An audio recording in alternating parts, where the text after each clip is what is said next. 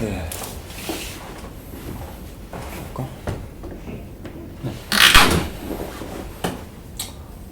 네. DJ 에드 HRSU 안녕하세요. 얼굴이 좀 탄 것 같다고. 예.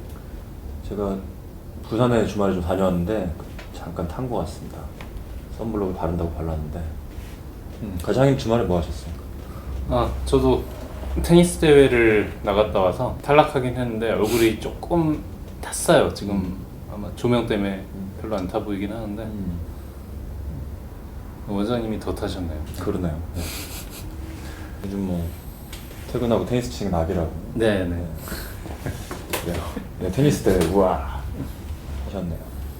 하지만 뭐 예선 탈락 하셨다.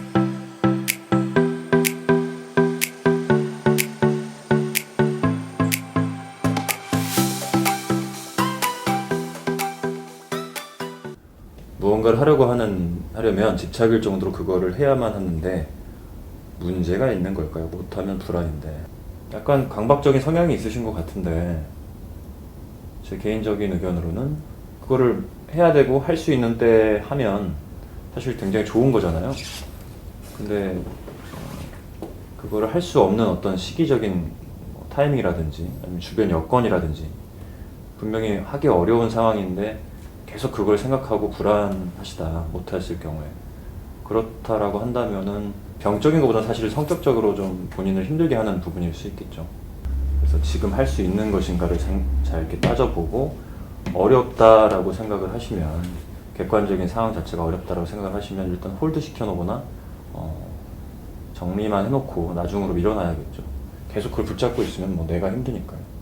저희 시어머니 건강검진 결과 심장 비대증과 오른쪽 폐가 석회화라고 해서 정밀검사 예약하셨다고. 큰 병인지 궁금하다고 하시는데요. 심장 비대는 이제 심장은 계속 짜주는 펌프인데 이것도 약간 고무 같은 근육이라서 오래 쓰면은 늘어나거든요. 그래서 나이가 먹으면 심장이 점점 커지고 늘어나는 거는 맞는데 이게 뭐 고혈압이 심하게 있다든가 다른 어떤 순환기 질환이 있으면은 더 심하게 일을 해야 되기 때문에 더 남들보다 많이 늘어날 수가 있어요. 그래서 그 정도가 78세면은 사실 뭐 어느 정도 늘어날 수 있기 때문에 심비대라고 해서 꼭 심장이 엄청 나빠졌다 그런 건 아니기 때문에 평소 때 증상이 없으셨다면 검진은 당연히 추가 검진은 해보셔야 되지만 꼭 지금 뭐 크게 왔다 갔다 할 걱정할 뭐 그런 상황은 아니고요. 그다음에 폐석회화라는 거는 우리 몸에도 이렇게 여기 보면은 뭐 저희 흉터 같은 거 있는데 한번 이렇게 상처가 크게 나면은 그게 섬유화가 돼요. 마찬가지로 폐에도 염증이 심하게 생겼을 때 나서면서 그게 딱딱해지면서 석회화가 생길 수가 있고 석회화 소견 자체만으로는 뭐 문제가 없습니다. 근데 이게 혹시 석회화가 아니라 암이나 뭐 다른 거일 수도 있으니까 추가로 CT를 찍어보거나 하는 거지. 그래서 연세를 감안했을 때 꼭 벌써부터 크게 걱정할 만한 상황은 아니라고 생각해요. 하지만 2차 검진은 받으셔야 됩니다. 네. 한 달 전부터 병원 예약 가능한가요? 강제로라도 제 몸을 이끌고 상담받고 싶습니다. 지금 상황에서 벗어날 수 있게. 생각이 바뀌기 전에 날이라도 잡을 수 있게끔. 예, 예약 가능하시고요. 저한테 꼭 진료를 하실 생각이시면 이제 전화로 예약을 하시면 되고, 꼭 뭐 제가 아니더라도 그냥 오시면은 저희 외래는 계속 이제 다른 선생님들이 계속 보시거든요. 오늘 지금 진료 중이신데 현재는 예, 언제든지 상담 뭐 가능합니다. 그리고 꼭 저희 병원이 아니더라도 이런 마음이 드셨을 때 빨리 가까운 병원에 예약을 하셔가지고 본인의 상태를 정확하게 좀 점검을 하시는 게 현명하신 거예요, 사실. 최근에 읽으신 좋은 책 추천해 주세요라고 하셨는데 과장님 있으세요? 좋은 책?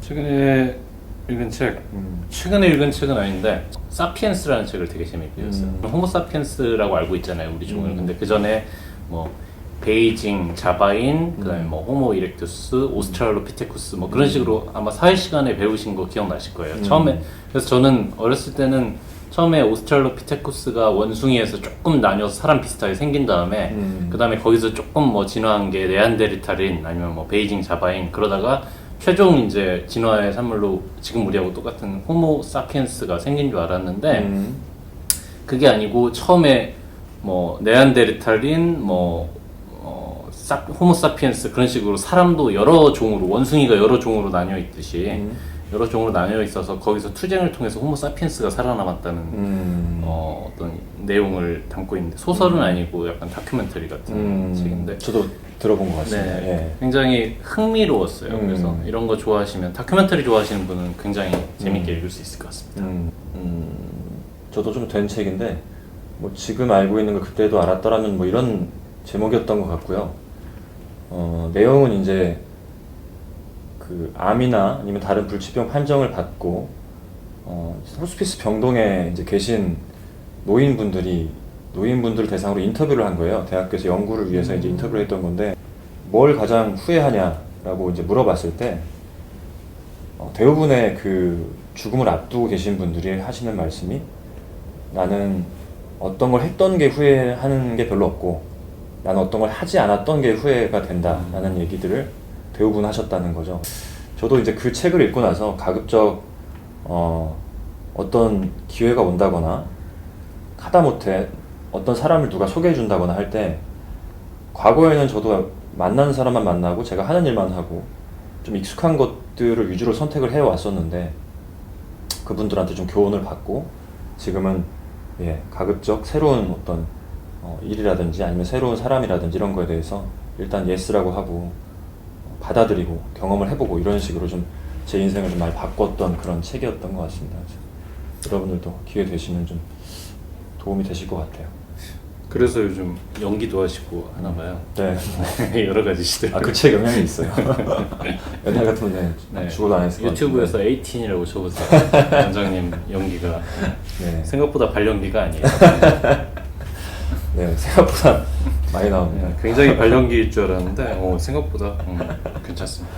네. 자, 지각 들어간 사람 없지? 네. 근데 이제 고2 아니고 고3이니까 지각하고 그러면 안 돼. 눈 한번 딱 감았다 뜨면 수능이 코앞이다. 응? 정신들 바짝 차려야 된다 이 말이야. 네. 자, 이거는 가고 싶은 대학과 과를 적어내시면 선생님하고 상담을 할 거예요. 프린트 뒤로 넘겨. 안 돼! 자꾸 운전 중에 앞차를 받고 싶은 충동이 들어요. 왜 그럴까요? 저희 고과장님 어떠세요? 이런 순간들. 저는 주말에 항상 주위에 있는 차들을 전부 다 올림픽대로와 강변북로 막히잖아요, 토요일 날. 다 폭발시켜버리고 싶어요. 네, 그런 마음이 있지만 이제 뭐 생각은 들 수 있어요. 네, 생각은 들고 저도 앞차 알짱거리거나 이렇게 막고 그러면 확 박아버리고 싶은 생각이 있는데 이거를 내가 그냥 머릿속으로만 생각하고 하하 하는 건지 아니면은 이제 정말 구체적으로 할까 말까 고민이 되는 건지가 중요한 것 같아요. 네. GTA라는 게임이 있는데 거기서 이제 한번 해보시면 대리만족을 느낄 수 있고 게임에서만 하고 밖에서는 하지 마십시오. 지금 되게 좋은 말씀 하셨는데 그러니까 어떤 그런 공격적인 충동은 사실 우리 인간이면 누구나 갖고 있는 충동이거든요. 근데 그거를 갖는다라는 것만으로 사실은 문제가 되진 않아요. 근데 그런 생각이 떠오른다고 했을 때 내가 되게 막 나쁜 사람이 된 것 같고 불완전한 존재 같고 되게 지금 상태가 안 좋다라고 생각을 하실 수도 있는데 그런 생각은 누구나 가질 수가 있는 것이고 근데 생각을 행동으로 옮기지 않는 게 사실 나의 역량입니다. 그러니까 그런 충동 자체에 대해서는 너무 부끄러워한다거나 혹은 죄의식을 가질 필요는 없으실 것 같아요. 그래요. 옛날에는 눈물도 많고 열정도 넘쳤는데 1년 전쯤부터는 너무 의욕이 없고 우울해서 아무것도 할 수 없을 것 같아요. 병원에 가는 것조차 너무 눈물이 나서 못 가겠어요. 저 어떡하죠?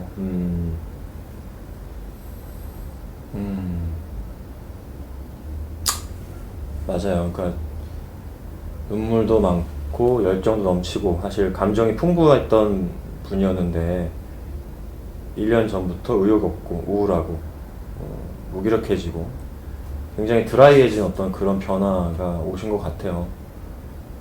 병원에 가는 게 너무 눈물이 나서 못 가겠다.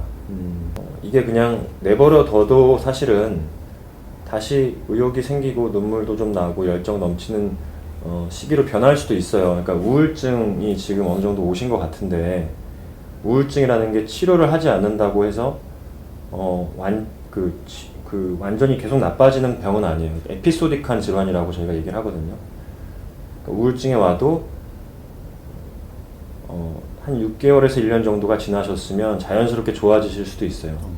마치 감기 같은 거죠. 그러니까 감기도 약을 먹으면 뭐 증상을 완화시키는 측면이 있지만 약을 안 먹어도 결국 낫게 되는 것처럼 우울증도 그냥 가만히 둬도 치료를 정말 하지 않아도 에피소딕하기 때문에 결국엔 회복이 되는 순간이 올 수 있거든요.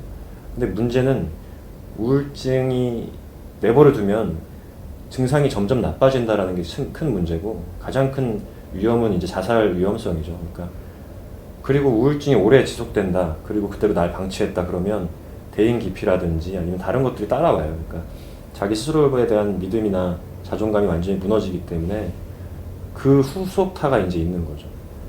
그래서 사실은 가까운 병원을 가셔가지고 지금은 빨리 상담하시고 치료를 받으셔야 되고, 기존에 경험을 해보셨다면 뭔가 불만족스러우셨기 때문에 지금 그 병원을 안 가시는 것 같은데, 만약에 한 군데 거기가 안 맞는다고 다 같은 게 아니거든요. 그래서 본인이랑 맞는 선생님을 만나셔가지고 빨리 치료하시는 게 좋을 것 같고, 나이가 어떻게 되실지 모르겠지만 어느 정도 좀 젊다라는 가정하에는 약물 치료 플러스 심리 상담 치료가 같이 이제 들어가는 게 훨씬 치료 효과가 좋기 때문에 치료를 꼭 받으셨으면 좋겠습니다.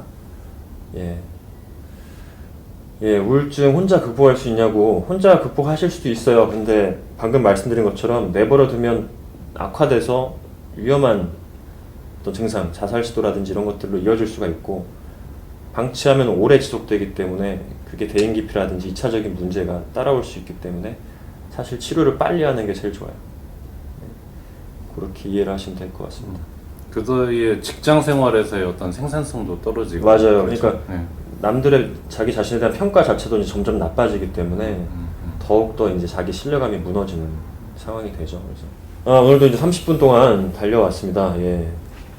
여러분들 또 힘든 한 주, 무기력한 한 주의 시작, 저희랑 함께 조금은 좀 잘 풀어갔으면 좋겠어요.